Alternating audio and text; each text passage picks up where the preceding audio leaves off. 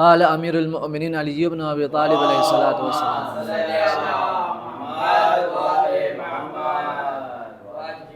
اذا كنت في ادبار والموت في اقبال فما اسرع الملتقى. صلوات پڑھ دیجیے محمد اللہم صلی علی محمد وآل محمد. حکمت نمبر 30 کے بارے میں آج ہم لوگ گفتگو کریں گے، جو نہج البلاغہ کے تیسرے حصے میں ہے، جس میں مولا کائنات کے مختصر احادیث اور جسے کلمات حکمت بھی کہا گیا ہے، کلمات قصار بھی کہا گیا ہے. حکمت نمبر 30 موت کے بارے میں ہے. مولا ارشاد فرما رہے ہیں کہ اذا كنت في ادبار والموت في اقبال فما اسرع الملتقى. مولا فرماتے ہیں کہ جب تم کسی چیز کی طرف بہت تیزی سے آگے بڑھ رہے ہو اور موت بھی تمہاری طرف بہت تیزی سے تمہاری طرف آ رہی ہے، فما اسرع الملتقى، تو پھر کتنی جلدی ملاقات ہوگی.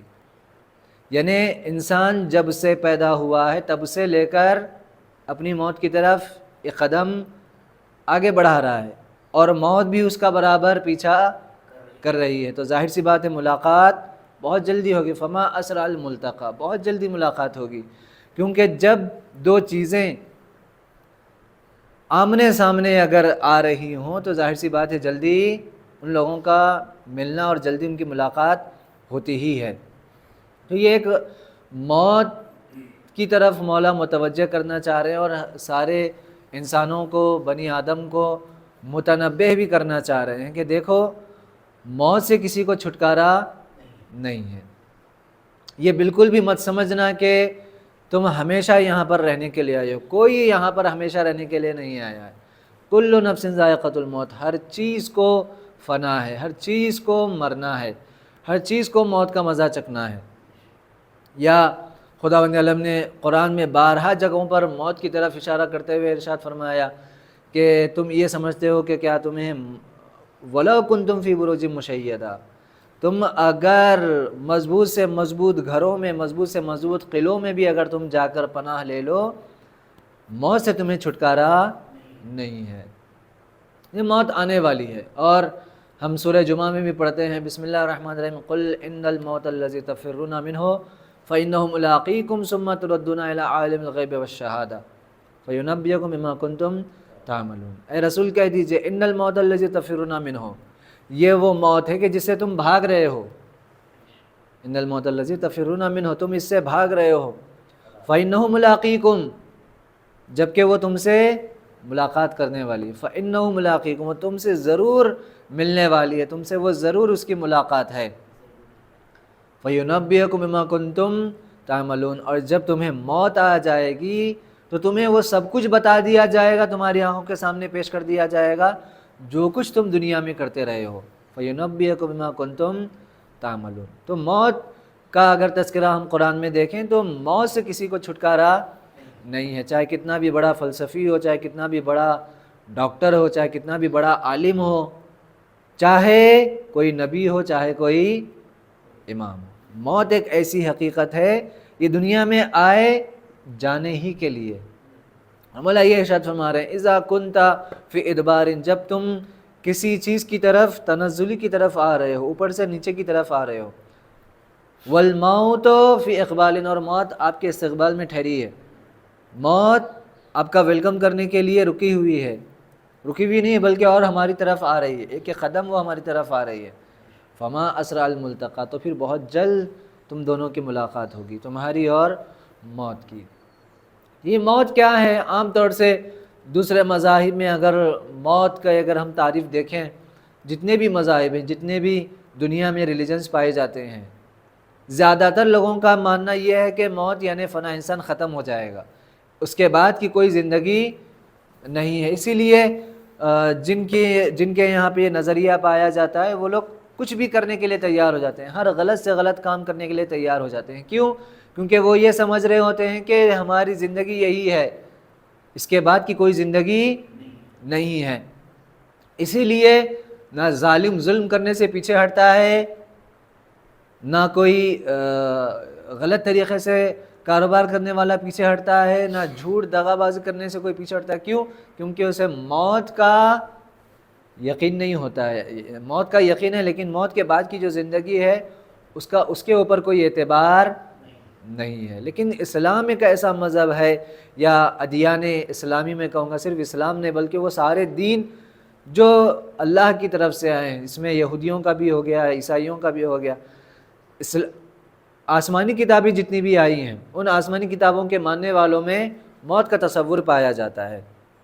اور یقیناً آپ لوگوں نے سنا ہوگا کہ خواب جو ہے، خواب پہلے انسان نہیں دیکھتے تھے، انسان پہلے خواب نہیں دیکھتے تھے. ایک نبی کے پاس لوگ آئے اور آ کر بولے کہ آپ اتنا آخرت اور قیامت اور مرنے کی بعد کی زندگی کے بارے میں بولتے ہیں، برزخ کے بارے میں بولتے ہیں، قبر کے بارے میں بولتے ہیں، ہم کیسے یقین کریں کہ مرنے کے بعد بھی ایک زندگی ہے، ہم کیسے مانیں؟ تو یہ بات اس زمانے کے نبی نے اللہ سے کہا کہ خدایا کچھ تو ایک ایسا ثبوت دے کہ لوگوں کو یہ سمجھ میں آئے کہ مرنے کے بعد ایک ایسی زندگی ہے. تو اللہ نے اس کے بعد سے لوگوں کے اوپر، انسانوں کے اوپر خواب کو طاری کر دیا. خواب یعنی نیند میں جو ہم دیکھتے ہیں کہ ہم کہیں پر ہیں اور کچھ ہیں، اور اٹھنے کے بعد پتہ چلتا ہے ارے وہ تو کوئی اور زندگی تھی. یہ خواب آنے کے بعد لوگوں کو یقین ہونا شروع ہوا کہ ہاں مرنے کے بعد بھی کوئی ایک زندگی پائی جاتی ہے، کہ وہاں کی زندگی ایسی زندگی نہیں ہے جیسے ہم ابھی جی رہے ہیں. لہٰذا احادیث میں، قرآن میں جتنے زیادہ موت کے لیے کہا گیا ہے شاید ہی کسی چیز کے لیے کہا گیا ہو. کیوں؟ کیونکہ یہ دنیا اللہ نے بنائی ہے اس ہمیشہ والی زندگی کو کامیاب بنانے کے لیے. اگر مجھے وہاں پر ہمیشہ ہمیشہ رہنا ہے تو یہ کمال ہے خدا بند عالم کا کہ انسان ایک 50-60 سال محنت کرنے کے بعد خدا بند عالم اسے لائف ٹائم جو ہے اسے نعمتوں سے نوازے گا، جہاں پر کوئی اینڈ نہیں ہے، جہاں پر کوئی خاتمہ نہیں ہے. ہم فیہا خالدون ہے، یعنی ہمیشہ ہمیشہ رہنے والے ہیں. امام سے اسی لیے پوچھا گیا کہ خدا یہ کیسے ممکن ہے، امام سے پوچھا گیا کہ مولا یہ کیسے ممکن ہے کہ اللہ جو ہے جو 50-60 سال تک گناہ کیا ہے لیکن اس کو اللہ ہمیشہ ہمیشہ جہنم میں رکھے گا؟ یہ کیسے ممکن ہے کہ جو 50 سال تیری عبادت کیا اس کو ہمیشہ ہمیشہ جو ہے جنت میں رکھے گا، نعمتوں میں رکھے گا؟ تو امام نے ارشاد فرمایا کہ اللہ سب کی نیتوں سے بہتر واقف ہے، اللہ سب کی نیتوں سے بہتر واقف ہے. اگر ایک مومن ہوگا، اگر خدا بند عالم اسے دنیا میں 1000 سال کی بھی زندگی دیتا تب بھی وہ اللہ کی عبادت کرنے سے پیچھے نہیں ہٹتا، اور اگر کافروں کو، خدا کی نافرمانی کرنے والوں کو 1000 سال کی بھی زندگی دیتا تو اللہ کی نافرمانی کرنے سے پیچھے نہیں ہٹتے. تو اسی لیے اللہ ان کی نیتوں کے اعتبار سے جنت میں ہمیشہ ہمیشہ رکھ رہا ہے، اللہ ان کی نیتوں کے اعتبار سے ان کو جہنم میں ہمیشہ ہمیشہ رکھ رہا ہے. لہٰذا جب آخرت میں اور قیامت میں اللہ سب کو عذاب بتائے گا اپنے دشمنوں کو، آخرت کا انکار کرنے والوں کو، تو یہ کہیں گے کہ قال رب ارجعون، خدایا ہمیں واپس بھیج دے، لعلی اعمل صالحا، کہ ہم دنیا میں جا کر اچھے سے اعمال کر سکیں، بہتر عمل کر سکیں. اللہ کی جواب سے آئے گا کلا انہا کلمۃ ہوا قائلھا، بالکل بھی نہیں ہے، صرف تم جو ہے نا زبانی طور پہ تم بول رہے ہو، واپس تم دنیا میں جاؤ گے پھر وہی کرتوتیں کرو گے، پھر وہی تمہارے لائف اسٹائل پھر وہی رہے گا، پھر تم وہی بھٹکے ہوئے رہو گے. لہٰذا ہم نے تمہیں ایک ہی موقع دیا تھا، اور یہی ایک موقع میں ہم نے تم کو دیکھ لیا کہ تمہارا مزاج عبادت کی طرف زیادہ ہے یا تمہارا مزاج ہماری نافرمانی کی طرف زیادہ ہے. لہٰذا جس کو بولتے ہیں کہ جو تجربے کار ہوتے ہیں، جو سائیکولوجسٹ ہوتے ہیں، وہ ہماری ایک بیٹھک، ہماری ایک بات کرنے کے انداز سے سمجھ لیتے ہیں کہ ہم کس مزاج کے ہیں. اور آپ جو آئی پی ایس آئی ایس کے جو ایگزامس ہوتے ہیں، یا ہمارے مدرسے میں بھی جو یونیورسٹیز میں جو بڑے بڑے یونیورسٹیز ہیں، وہاں پر صرف 5 منٹ کی گفتگو میں سمجھ جاتے تھے کہ ہم کس مزاج کے ہیں. یعنی ہماری باتوں سے سمجھ جاتے تھے کہ ہمارے، یا باڈی لینگویج کہہ لیجئے، یا ہمارے بات کرنے کا انداز، ٹیڑھے سوال کر کے یا رانگ کوشچن کر کے یہ اندازہ لگا دیتے تھے کہ بھائی تمہاری زندگی تم کیسے گزار رہے ہو. تو علماء کا بھی یہی حال تھا. علماء جب اپنے کسی شاگردوں سے، اپنے کسی لوگ ان کے پاس آتے اور سمجھ جاتے کہ بھائی یہ انسان میں کیا کمزوری ہے. اگر کوئی پوچھتا کہ آقا کوئی نصیحت کر دیجئے ہمیں, کوئی ہمیں ایک ایسا عمل بتا دیجئے کہ وہ ہم اس عمل میں اگر کہیں کمزور ہیں تو اس کو درست کر سکیں. تو ایسے واقعات ہیں کہ کہیں پر کسی آیت اللہ نے کہا کہ تم جاؤ اول نماز کی تاکید فرمائی, نماز تو پڑھتے ہو لیکن اول وقت کی جو ہے تاکید فرمائی, اول وقت کی پابندی کرو. کسی کو کہا کہ اپنی زبان پہ قابو رکھو. یہ اماموں کے یہ فرامین, اماموں کے ارشادات کیا ہیں, یہ واضح کرتے ہیں کہ ایک جملہ انسان کا واضح کر دیتا ہے کہ انسان کا مزاج کس طریقے کا ہے. تو اللہ بھی یہی قیامت میں کہے گا کہ تم کو ہم نے 50 سال 70 سال 80 سال دیے 100 سال دیے, تم کیا کیے یہ ہم نے تمہیں دیکھ لیا. اگر ہم تم کو پھر سے دوبارہ دنیا میں بھیجیں گے تم پھر وہی کرو گے, تم سدھرنے والے نہیں ہو. کلا انہا کلمۃ ہوا قائلھا, یہ صرف ایک تمہارا جملے بازی ہے, اس سے زیادہ تمہارا کچھ نہیں ہے. لہٰذا امام جو ارشاد فرمانا چاہ رہے ہیں کہ انسان تو اپنی موت کی طرف بڑھ رہا ہے اور برابر آگے جا رہا ہے اور اس میں کوئی کمی پیشی آنے والی نہیں ہے. ہاں البتہ ایسے اعمال بتائے گئے ہیں اسلام میں, ایسے افعال بتائے گئے ہیں کہ جن اعمال اور جن افعال کی وجہ سے انسان کی زندگی بڑھ بھی سکتی ہے, انسان کی زندگی کم بھی ہو سکتی ہے, انسان کی زندگی میں اضافہ بھی ہو سکتا ہے, انسان کی زندگی میں کمی بھی ہو سکتی ہے. عام طور سے یہ ہوتا ہے کہ ہم یہ سمجھتے ہیں کہ نہیں یہ بات جو ہے وہ شاید ایک اخلاقی ہے, ایک ہمارے ثواب کے لیے بتا دیا گیا. نہیں, ثواب کے لیے نہیں ہے, کہیں نہ کہیں وہ ہماری لائف اسٹائل, ہماری زندگی, ہماری فزیکلی زندگی سے تعلق رکھتا ہے. جیسے مثال کے طور پر میں 12 مثال دے چکا ہوں کہ فرمایا گیا کہ اپنے ناخنوں کو کاٹو کیونکہ اس میں شیطان بیٹھتا ہے. تو اس زمانے میں لوگوں کو بیکٹیریا, جراثیم, یہ چیزیں نہیں معلوم تھی. پیغمبر اکرم نے اس زمانے کے لوگوں سے وہ کہا کہ شیطان بیٹھتا ہے. لیکن اگر آج کے زمانے میں اگر امام سے یہ پوچھا جائے تو امام آج کے زمانے کے اعتبار سے, آج کی لینگویج کے اعتبار سے مولا فرمائیں گے. تو یہ ہمیں لگتا ہے کہ حدیث میں ہے کہ انسان جمعے کے دن جو ناخن کاٹتا ہے تو ایک ناخن کا جو ریزہ گرتا ہے زمین پر, اللہ اس ایک ناخن کے ریزے کے برابر گناہ معاف کرتا ہے. تو ہم یہ سمجھ رہے ہیں کہ شاید یہ ناخن کاٹنا جو ہے ہمیں ثواب مل رہا ہے, اس لیے جو ہے ناخن کاٹنے کو تاکید کی گئی. نہیں, ثواب اپنی جگہ پر ہے, لیکن اس ناخن کاٹنے سے ہمارے بدن کو بھی فائدہ ہے. تو ہم عام طور سے یہ سمجھتے ہیں کہ یہ کام کا شاید یہ ثواب ہے اس لیے کہا گیا ہے, وہ کام کا ثواب ہے. تو عام طور سے انسان جسے ثواب کی جو ہے لالچ نہیں ہوتی ہے وہ ان کاموں کو اہمیت بھی نہیں دیتا, ارے بھائی ثواب کی بات ہے رہنے دو. لیکن زیادہ تر اگر 90% اگر دیکھا جائے تو وہ کہیں نہ کہیں ہماری بدن کی نشو نما ہے, اس میں ہماری بدن کی بھی تربیت ہے, ہمارے فزیکل بدن کی تربیت ہے اس میں. لہٰذا کچھ چیزیں جو کھانے کے لیے حرام قرار دی گئی ہیں وہ ہمارے بدن کے لیے نقصان ہے, کچھ چیزیں جو ہمارے بدن کے لیے مکروہ قرار دی گئی ہیں وہ کہیں نہ کہیں ہمارے بدن کے لیے اس کا تھوڑا نقصان ہے. زیادہ نقصان ہے تو اسلام نے حرام قرار دیا, تھوڑا نقصان ہے تو اسلام نے مکروہ قرار دیا.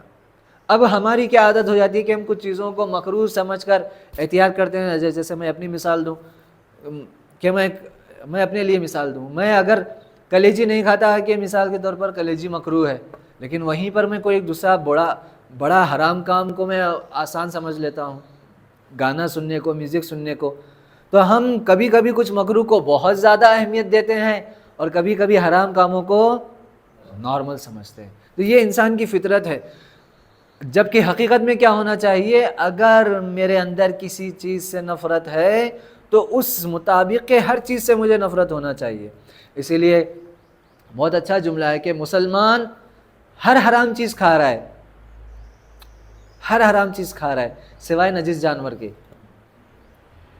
شراب پینا حرام ہے, مسلمان پی رہا ہے. سود کھانا حرام ہے, مسلمان کھا رہا ہے.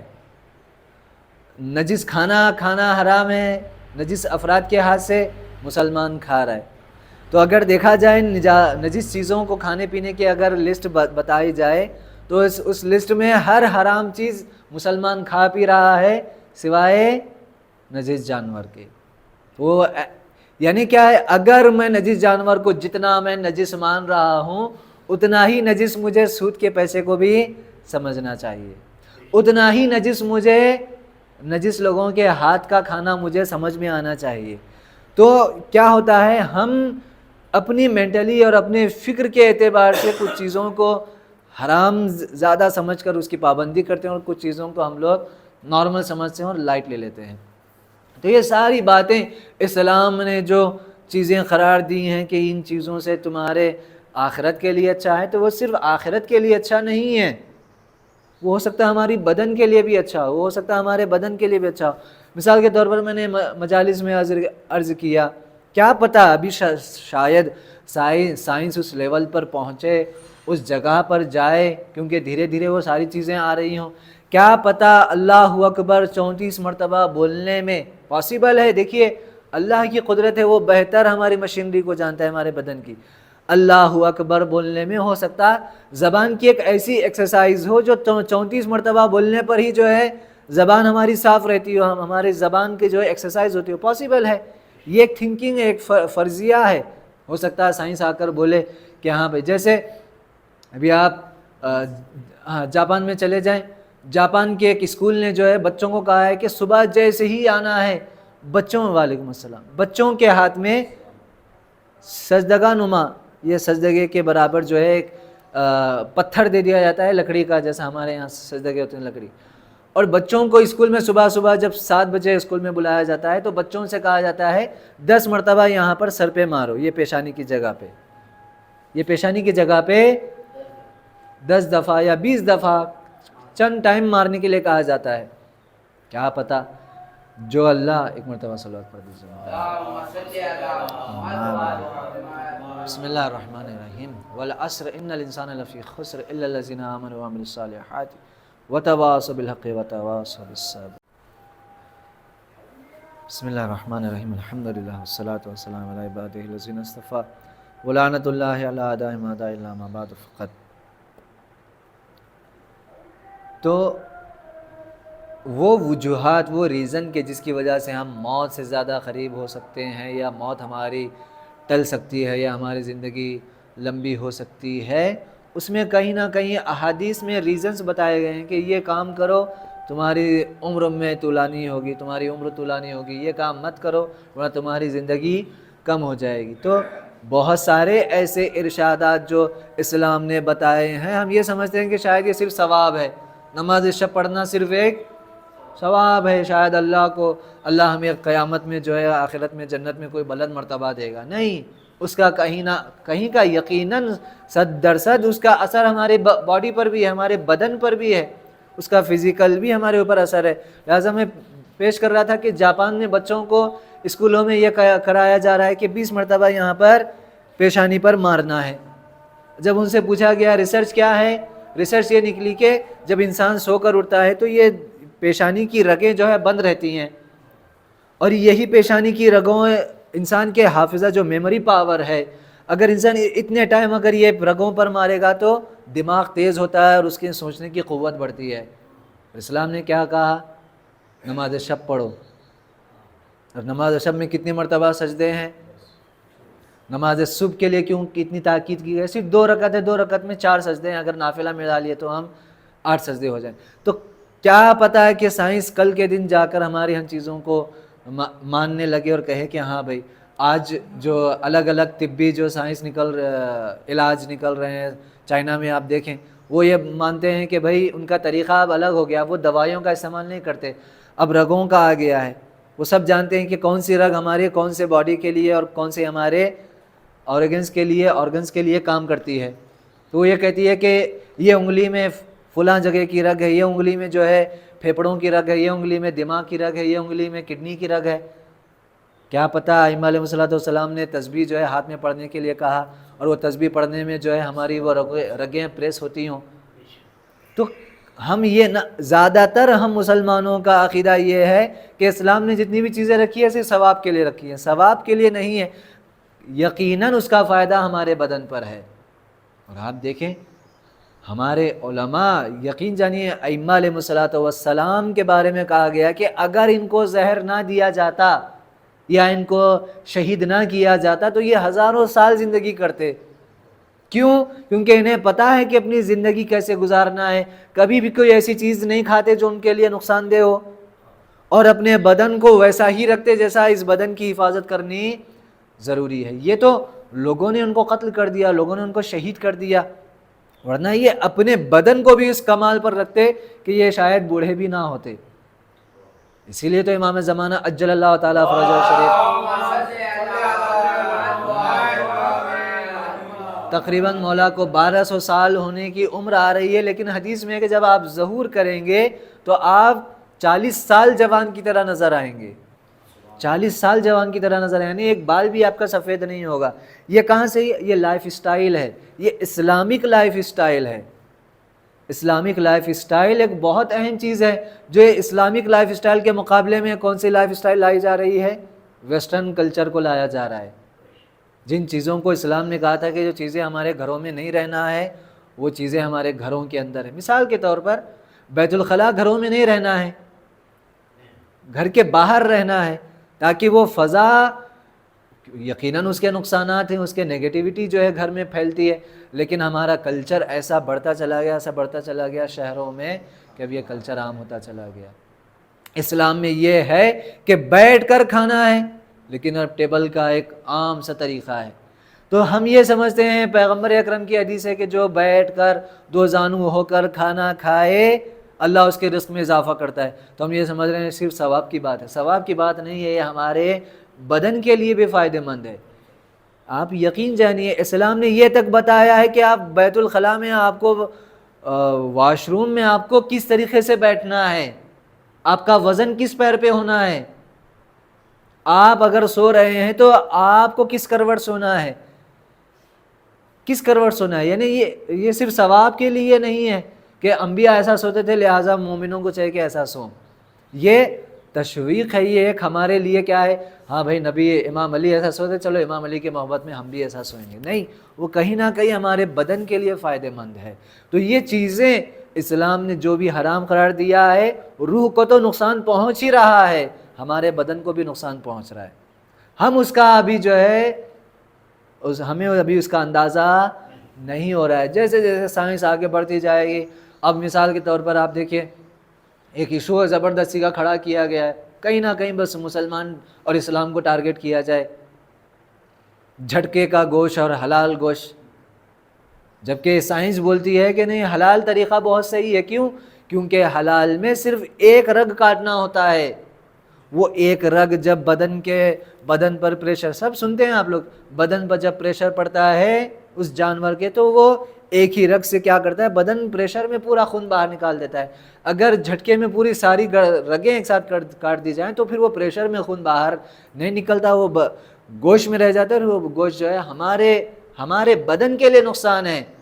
تم کھاؤ جھٹکا، اسلام کا کچھ بگڑ نہیں رہا ہے، تمہارے بدن کا نقصان ہو رہا ہے، تمہارے بدن کا نقصان ہو رہا ہے. تو اسلام ایک ایسا مذہب ہے جو صرف ہماری روح کی پرواہ نہیں کر رہا بلکہ ہمارے بدن کی بھی پرواہ کرتا ہے. اس لیے امام نے فرمایا اذا کنت فی ادبار والموت فی اقبال، تم بہت تیزی سے بڑھ رہے ہو اور موت بھی تمہاری طرف بہت تیزی سے آ رہی ہے. اب اگر ہم کسی سفر میں جا رہے ہوں، صحرا میں جا رہے ہیں، اور اگر ہم نے پیچھے مڑ کر دیکھا کہ کچھ رہزن لوگ، لٹیرے لوگ ہمارے پیچھے پڑے ہیں تو ہمارا کام کیا ہے؟ ہم بھاگتے بھی رہیں گے تو وہ لوگ پیچھا چھوڑنے والے نہیں ہیں. موت کا ایسے ہی ہے، موت پیچھا چھوڑنے والی نہیں ہے. لیکن اگر میں الٹا پلٹ کر جس طرف سے لٹیرے آ رہے ہیں انہی کی طرف بھاگوں تو نہیں، یعنی لٹیرے اور جلدی میرے اوپر حملہ کر دیں گے. اب ہمارا جو لائف اسٹائل ہے وہ کیا ہو گیا ہے، ہم موت سے پیچھا چھٹکارا نہیں چھڑا رہے ہیں بلکہ ہم الٹا اور موت کی طرف آ رہے ہیں. تو امام نے فرمایا فما اسرع الملتقى، اے بنی آدم جب سے تو اس زمین پر آیا ہے تیری موت بھی گھٹ رہی ہے، تیرا قد بھی گھٹ رہا ہے. امام پانچویں امام فرماتے ہیں، بہت عجیب ہے، دیکھیے یہ بھی لائف اسٹائل میں آتا ہے. میں نے کیوں کہا؟ کیونکہ آخری زمانے میں امام نے ارشاد فرمایا کہ آخری زمانے میں لوگوں کی زندگی کم ہو جائے گی اور ہائٹ بھی کم ہو جائے گی. ہائٹ کیوں کم ہوگی؟ پہلے زمانے کے خانہ کعبہ کا کیا ہے؟ خانہ کعبہ جو ہے اگر ہماری ہائٹ سے بہت کافی بلند ہے، جناب آدم کا قد تھا وہ، جناب آدم کی ہائٹ اتنی تھی، جناب آدم نے ایسے خانہ کعبہ کو بنانے، اینٹ رکھ کر وہ پتھر رکھ کر بنایا انہوں نے، ایسا نہیں جیسا ہم لوگ اوپر چڑھتے ہیں دیوار کو دیکھتے ہیں، نہیں ویسا، قد آدم کے برابر خانہ کعبہ کی اونچائی ہے۔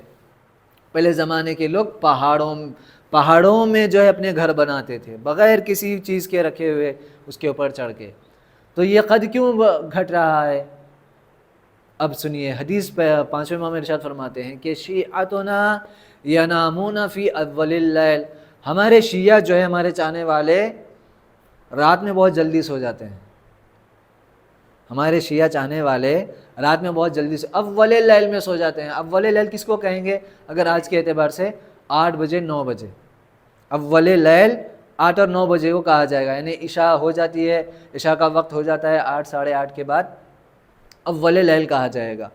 آج کی سائنس کہتی ہے کہ اول اللیل جو سوتے ہیں انسان، تو اللہ نے بدن میں جو ہارمونس رکھے ہیں، اس کا کچھ نام تھا انگلش میں، وہ ہارمونس جو ہے ہمارے بدن میں ہماری ہائٹ کو بڑھانے میں کام کرتے ہیں، ہماری ہائٹ کو۔ ایسے تو انسان کی 30 کے بعد جو ہے ہائٹ بڑھنا، 25 کے بعد انسان کی ہائٹ بڑھنا ختم ہو جاتی ہے، اس لیے تاکید ہے کہ بچوں کو ہم جلدی سلا دیا کریں۔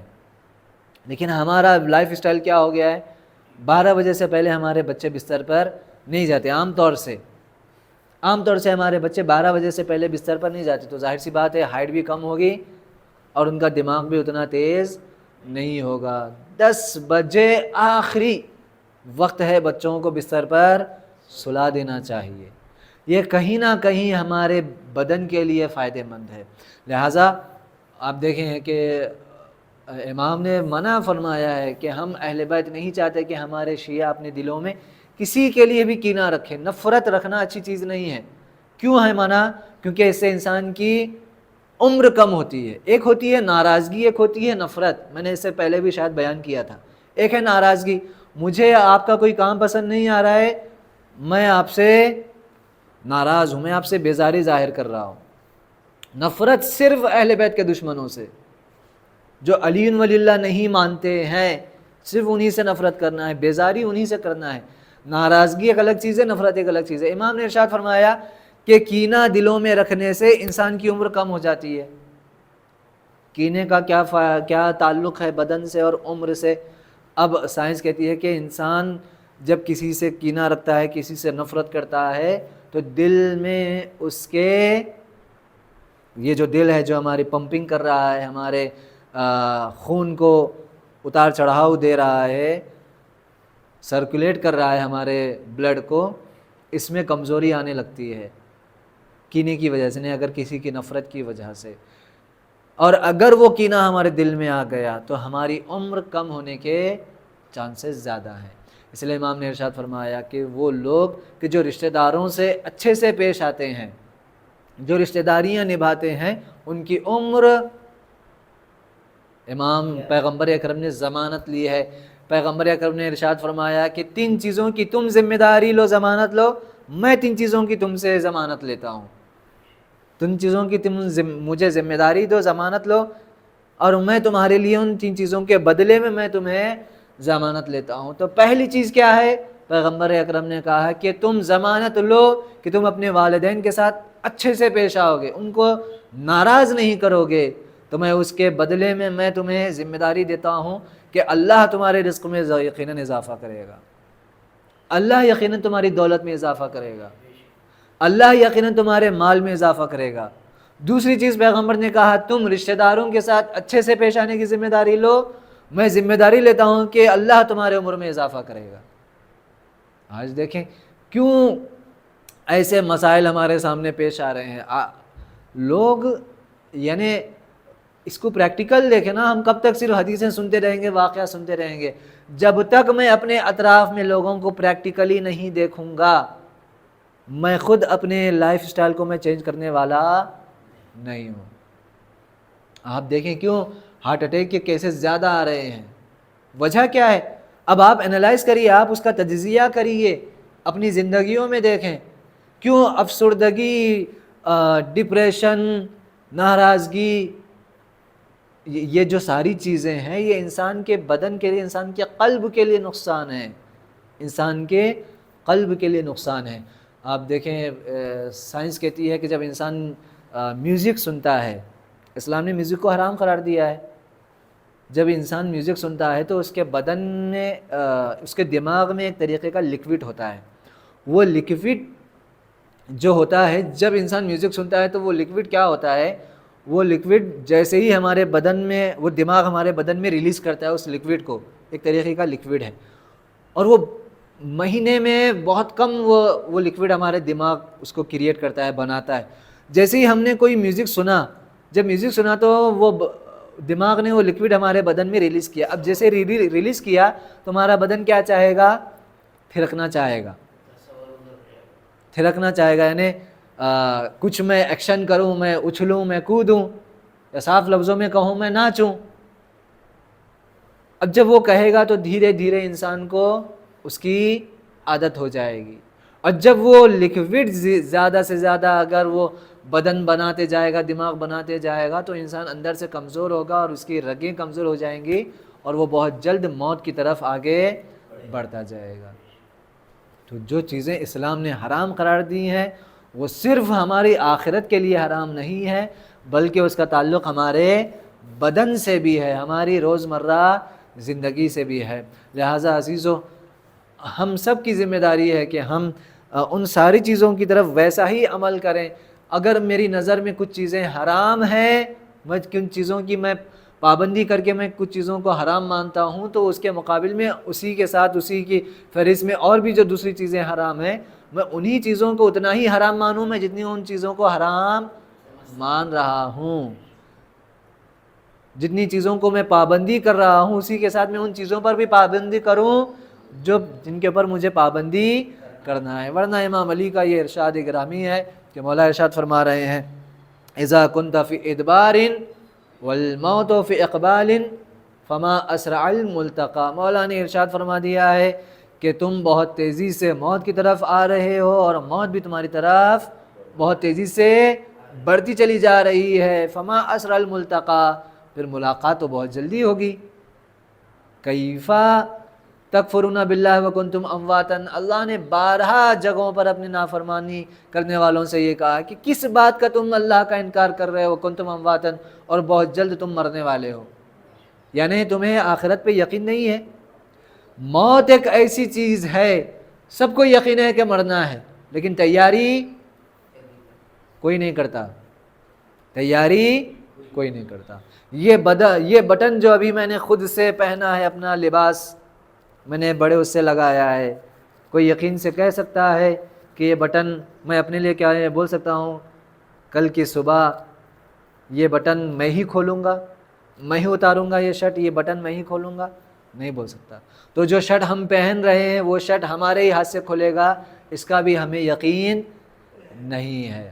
اگر کسی کو ڈاکٹر نے ایک ٹائم لیمٹ دے دیا کہ بھائی آپ کو خدا نہ خاصہ فلاں بیماری ہے، آپ صرف چند مہینوں کے مہمان ہیں، اب آپ کی مرضی، آپ جو کرنا ہے کر لیجئے۔ انسان کیا کرتا ہے، ان سے معافی، ان سے معافی، اگر کچھ قرض ہیں تو ان قرضوں کی ادائیگی، اگر پیسہ ہے تو زیارت پہ چلا جاتا ہے، حج پہ چلا جاتا ہے، کچھ نیکیاں کمانے لگتا ہے۔ اللہ نے اسی لیے کیا کیا ہے، موت کا وقت معین نہیں کیا۔ انسان کو ہمیشہ ایسے تیار رہنا ہے جیسے موت ابھی آ جائے گی، موت ابھی آ جائے گی۔ لہٰذا عزیزو، بارہا ائمہ علیہ الصلوۃ والسلام نے اور خداوند عالم نے قرآن میں بار بار موت کا تذکرہ کرتے ہوئے ارشاد فرمایا ہے کہ قل ان الموت الذی تفرون منہ فانہ ملاقیکم ثم تردون الی عالم الغیب والشہادہ فینبئکم بما کنتم تعملون۔ یہ موت جس سے تم بھاگ رہے ہو، فانہ ملاقیکم، یہ تمہیں دبوچ لے گی، یہ تمہارے اوپر اپنا قبضہ جما لے گی۔ ثم تردون الی عالم الغیب والشہادہ، اور پھر تم کو پلٹا دیا جائے گا ایک ایسے دنیا کی طرف جو غیب کی بھی دنیا ہے اور شہادت یعنی دیکھے جانے والی دنیا بھی ہے۔ غیب کی بھی دنیا ہے، غیب کی دنیا کس کے لیے ہے؟ زندہ انسانوں کے لیے۔ شہادت کی دنیا کس کے لیے ہے؟ مرنے کے بعد والوں کے لیے۔ شہید یعنی کیا؟ شہید کا مطلب یہ ہے کہ شہید جو ہوتا ہے وہ اپنا مرتبہ زندگی میں دیکھ رہا ہوتا ہے کہ میں اللہ کی نظر میں کیا مقام رکھتا ہوں۔ اسی لیے امام حسین علیہ السلام نے کربلا میں اللہم صلی علی، کیونکہ ان شہیدوں کی بات ہی نہیں آتی ہے، 72 شہداء کربلا کی۔ امام نے سب کو ان کا مقام بتا دیا تھا جنت میں، سب کو، کہ دیکھو تمہاری جگہ یہ ہے، تمہاری جگہ یہ ہے، تمہاری جگہ یہ ہے۔ تو وہ ایسے شہید تھے جو دنیا میں رہ کر بھی اپنا آخرت کا مقام دیکھ چکے تھے۔ تو شہید یعنی وہ افراد جو آخرت میں اپنا مقام دیکھ چکے ہوتے ہیں، اپنا مقام دیکھ چکے ہوتے ہیں۔ شہید قاسم سلیمانی کا جملہ تھا کہ شہید ہونے کے لیے شہیدوں جیسی زندگی گزارنی پڑتی ہے۔ شہادت کوئی ایک معمولی چیز نہیں ہے، کیونکہ شہید انسان ہو گیا، جیسے ہی مرا اب اس کی آنکھوں پہ سے پردہ ہٹا دیا جاتا ہے کہ دیکھو برزخ یہ ہے، آخرت یہ ہے، جنت یہ ہے، جہنم یہ ہے۔ تو اب انسان کہتا ہے کہ ہائے افسوس میں نے کیا کیا، اب مجھے واپس بھیج دے۔ اللہ کہے گا کہ نہیں، اب نہیں، مرنے کے بعد، پردے ہٹنے کے بعد تم ایمان لا رہے ہو۔ تمہارا کمال تو یہ تھا کہ تم بغیر دیکھے ایمان لاتے، تمہارا کمال اس وقت تھا کہ جب تم مرنے سے پہلے ایمان لے کر آتے۔ لہٰذا اللہ نے فرعون کا ایمان کیوں قبول نہیں کیا؟ فرعون کا ایمان کیوں قبول نہیں کیا؟ کیونکہ جب دریائے نیل میں 2-3 بار غوطہ کھا چکا، پانی پی چکا جب 2-3 بار، تب اسے عقل ٹھکانے آئی اور کہا کہ آمنا برب العالمین موسیٰ، میں اللہ، اے موسیٰ مجھے سہارا دو، میں تمہارے پروردگار پر ایمان لاتا ہوں۔ اللہ نے کہا نہیں۔ یہ وقت جناب موسیٰ نے کہا کہ نہیں، یہ ایسے وقت پہ جب تم عذاب دیکھ رہے ہو تب تم ایمان کی بات کرتے ہو۔ لہٰذا موت سے پہلے ہی اگر ہم تیار ہیں اور آمادگی کیے ہیں تو یقیناً ہم کامیاب انسان ہیں۔ اور اسی لیے اللہ نے ارشاد فرمایا کہ قد افلح من زکاہا وقد خاب من دساہا، کامیاب وہ ہے جس نے اپنی خود کی اصلاح کر لی، جس نے خود کو اپنے آپ کو سدھار لیا، اور جس نے اپنے آپ کو نہیں سدھارا دساہا، وہ سب سے زیادہ نقصان اٹھانے والا ہے۔ من لم یصلح نفسہ لم یصلح غیرہ، جو خود انسان اپنی اصلاح نہ کر سکے، اپنے آپ کو نہ سدھار سکے، اسے نبی اور امام بھی آ کر کہیں گے، سمجھائیں گے تو بھی وہ سدھرنے والا نہیں ہے۔ کیوں؟ کیونکہ انسان اگر سدھرنا چاہ رہا ہے تو ایک جملے سے، ایک لمحے میں، ایک واقعے سے، ایک آیت سے انسان بدل سکتا ہے۔ اس کی زندگی جو ہے تہ بالا ہو سکتی ہے، زمین آسمان اس کی بدل سکتی ہے۔ لہٰذا ایک چور کے بارے میں ملتا ہے کہ چور چوریاں کرتا تھا، لوگوں کے گھروں پہ جا کے جھانکتا تھا، لوگوں کے گھروں میں جا کے۔ ایک مرتبہ جب کسی گھر میں وہ چوری کرنے کے لیے گیا تو اس گھر میں ایک آیت کی تلاوت چل رہی تھی، اور وہ آیت یہ تھی، بسم اللہ الرحمن الرحیم، الم یعن للذین آمنوا۔ آیت یہ تھی کہ کیا ابھی بھی مومنوں کا دل نرم نہیں پڑتا ہے اتنی ساری چیزیں دیکھنے کے بعد؟ یہ ایک معمولی سی آیت اس نے سنا اور اس کا دل اتنا نرم ہو گیا۔ آیت میں بھی یہ تھا کہ کیا مومنوں کا دل نرم نہیں ہوتا ہماری آیتوں، ہماری نشانیوں کو دیکھ کر؟ یہ ایک آیت سے اپنے آپ کو اس نے سدھار لیا اور آ کر اب معافی مانگی، اور وہ جو ہے بہترین عارف بنا اور بہترین خدا کا بندہ بنا۔ تو اگر انسان سدھرنا چاہتا ہے تو ایک آیت سے بھی سدھر سکتا ہے، ورنہ جناب نوح کی طرح 950 سال بھی اگر جناب نوح تبلیغ کرتے رہیں، معجزے دکھاتے رہیں، تو انسان نہیں سدھر سکتا۔ صرف ایک ہی طریقہ ہے، وہ یہ کہ جب انسان اپنی موت کو دیکھتا ہے تب وہ ایمان لانا چاہتا ہے، لیکن اس وقت کا ایمان اللہ کو قبول نہیں ہے۔ خداوند عالم سے یہ دعا کہ خدایا ہم سب کو موت کے آنے سے پہلے تیرا بندہ ہونا اور جیسا تو چاہتا ہے ویسا بننے کی توفیق عنایت فرمائے۔ بسم اللہ الرحمن الرحیم، ان اللہ و ملائکتہ یصلون علی النبی یا ایھا الذین آمنوا صلوا علیہ وسلموا تسلیما۔